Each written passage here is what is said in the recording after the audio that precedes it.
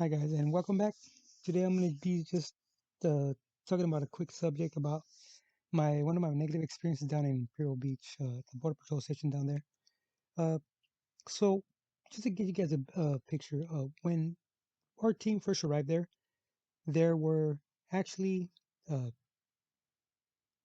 training officers, but we were not part of the class and the people coming into the actual area. So what ended up happening is that we ended up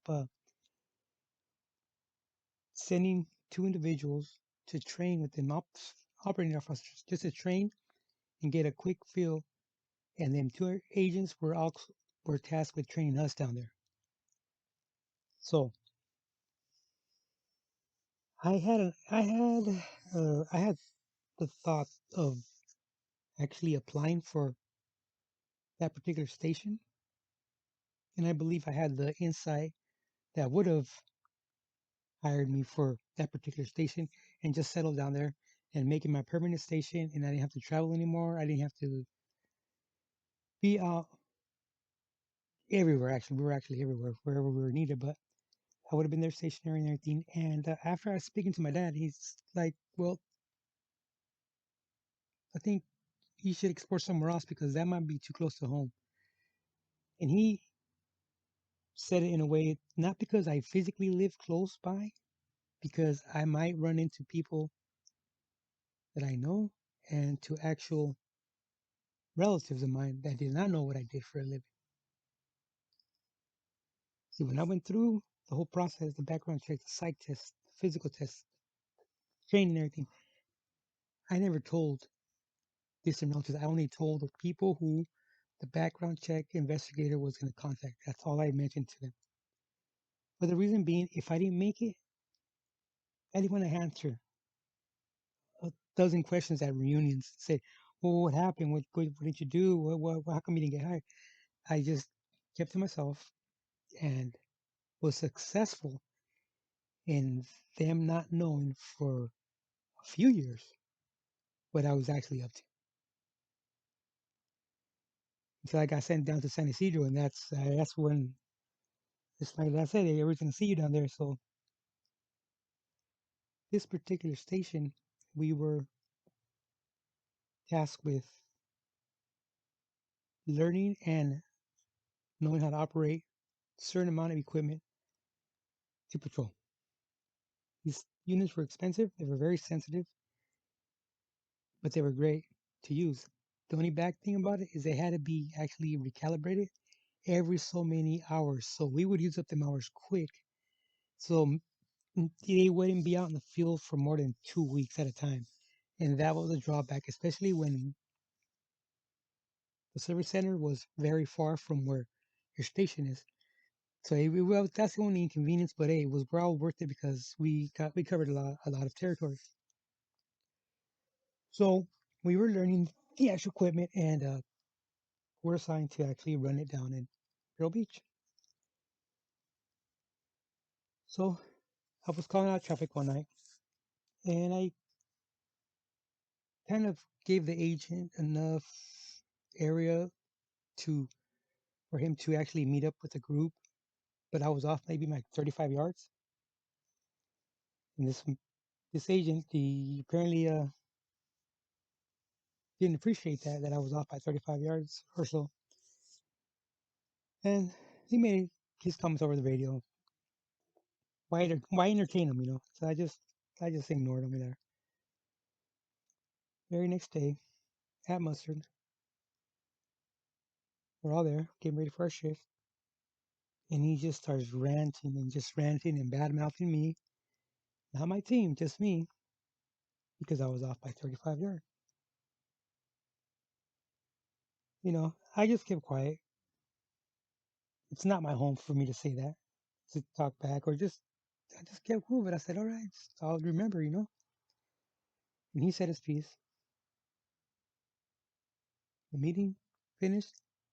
Nobody else said anything. Everything was quiet. So getting my vehicle assigned, you know, getting everything prepped, you know, make sure I got all my equipment and my water and stuff like that. One guy comes up to me, says, "Hey man, don't take that personal. The guy has a lot of problems, blah blah blah blah." I said, "Okay, that's fine." I still kept quiet. Again, I didn't. He didn't piss me off, but I was pissed. But I just didn't let them realize that I was pissed. So we went off. Me and my partner, we got assigned to actually work them actual equipment, right? So I'm saying, no, no, no. You know what? No, no. Let me correct myself. That very next day, when he badmouthed me, they assigned me to. This is how it went. I remember now. They assigned me to an agent that was very, very popular. He knew the ins and outs of that, of the whole 6 mile stretch of that, of the actual border, and he was on foot a lot, and he was a good worker. He was a good hustler, you know. So now, they put me assigned to him. So I'm like, that's kind of weird because I'm over here really trying to learn this equipment, but yet they assigned me to him. Well, they put me on him to see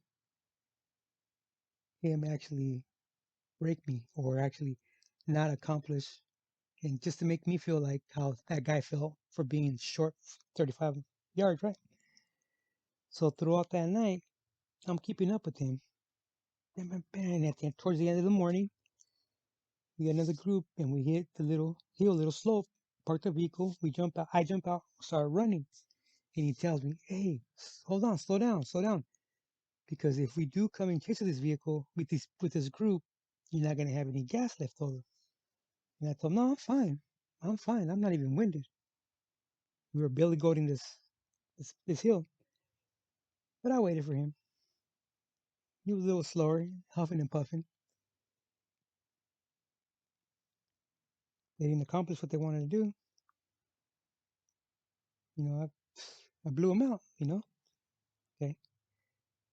So I'm still not feeling cocky. I'm still kind of pissed off, you know, and the whole situation. So I talked to my dad about it, and he told me, "Weren't you considering applying for that station? And if we could say that permanent?" I said, "Yeah, yeah."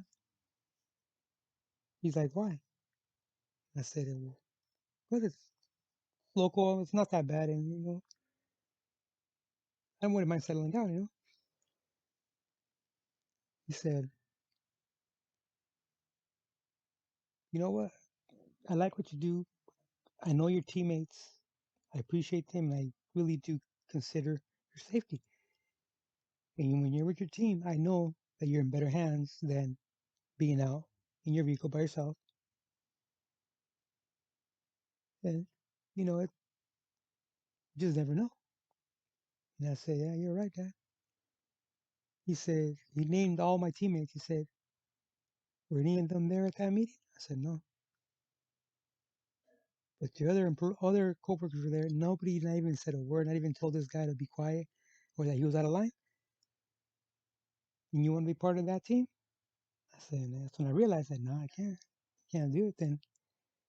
And that was one of my turning points that that I didn't actually stay at that station. Now, next day comes. This is 72 hours later, and me and my partner get sent out to run this equipment. And I don't know if you guys are familiar, but they probably still use it where you actually have the actual spaghetti cord for your radio. It's a little spaghetti cord you adapt to your radio, so you don't have to take it off and mount it and put it into your mouth. You just kind of click it to your voice, right? Or right over your shoulder. Well, I was venting out with my partner. I was venting out. I was cussing like left and right, not realizing that I had open mic. Yeah, it was about a 5 minute rant, and I was huffing and puffing with the open mic. And after I stopped, well, I'm glad they said it, but some guy said open mic, but yet let me finish my rant so everybody can hear, including that one patrol officer. He said open mic, and I said, I never returned back to that station. Never returned back for the reason. this guy's already has problems at home, whatever. I don't really care about that. But there could have been, and there probably would have been a confrontation. So just got to separate that, and we all went our we all both went our own ways.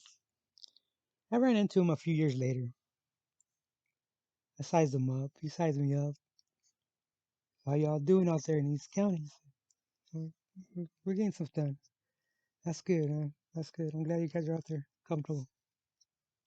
I didn't answer him. I just walked away. It's whatever. But that's just one of the reasons why I didn't stay in Pro Beach permanently. And I was embarrassed, man. I was embarrassed. I was embarrassed. I was not only mad, I was embarrassed for that open mic, and I even forgot what I said, but still, it was said, and that was one of them embarrassing moments in my career. There's many more. Trust me, there's many more. So I'll fill you guys in on this that stuff also. So don't forget to like and subscribe. And thanks a lot, guys.